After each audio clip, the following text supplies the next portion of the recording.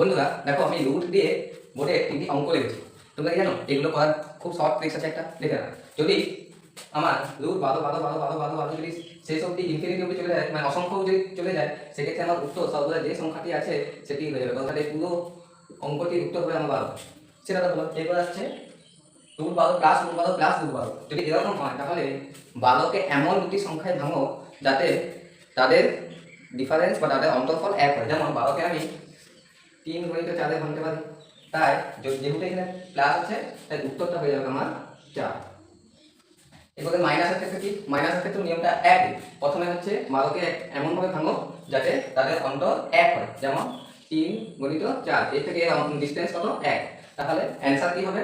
এখানে আমরা প্লাসের জন্য বড় সংখ্যা নিচ্ছিলাম, এখানে আমরা যেহেতু মাইনাসে আছে তাই আমরা ছোট সংখ্যা নেব, অর্থাৎ root 12 minus root 12 minus root 12, answer হবে আমার 3।